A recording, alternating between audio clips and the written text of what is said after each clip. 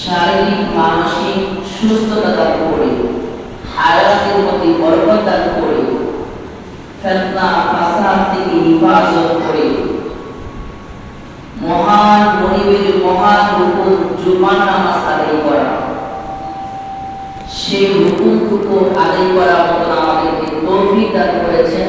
সেই জন্য রব্বুল আলামিনের দরবারে প্রাণ করে মনে শুকরিয়া আদায় করেছি, জবান খুলে বলি আলহামদুলিল্লাহ। অসংখ্য দুরূদ সালাম করেছি গুনাহগার মুকাদ্দারি শাফিউল মুজনাবিন আনিসুল গায়বিন ইমামুল মুত্তাকিন নূর নবীর পাক কোরআনকে আল্লাহ পাক কবুল করে আমরা সবাই বলি আল্লাহুম্মা আমিন। আমার প্রাণপ্রিয় ভাই বাবা, আমরা এই পবিত্র মাহে মুহররম মাস সারা মাস ব্যাপী মুহররম, আশুরা, আহলে বাইত তারপর জমিয়া করে আসছি।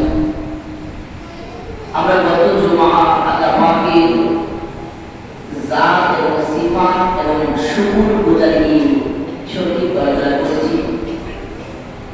আজকে জুমার দিনে আমরা চলে যাব ঐতিহাসিক 61 হিজরি ফুরাত নদীর তীরে নির্মম ইসলামের সবচেয়ে মর্মান্তিক ঘটনা, ইসলামের ঐতিহাসিক সবচেয়ে মর্মান্তিক ঘটনা, যেটাকে মহা বেদনাদায়ক করা হলো। এটা এমন একটা করুণ ঘটনা যা অন্তরে জাগরা পরিমাণ ইমান আছে। ওই ব্যক্তি যদি এই কারবার ঘটনা শুনে তারও পাষাণ্ড মনটা নরম হয়ে তার চোখটা পানি চলে আসবে।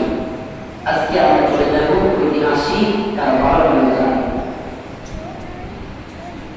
ইসলামের ইতিহাসের সবচেয়ে মর্মান্তিক ঘটনা হচ্ছে, সবচেয়ে মর্মান্তিক ঘটনার সাথে জড়িত রয়েছে এই মুহররম মাসের 10ম তারিখ।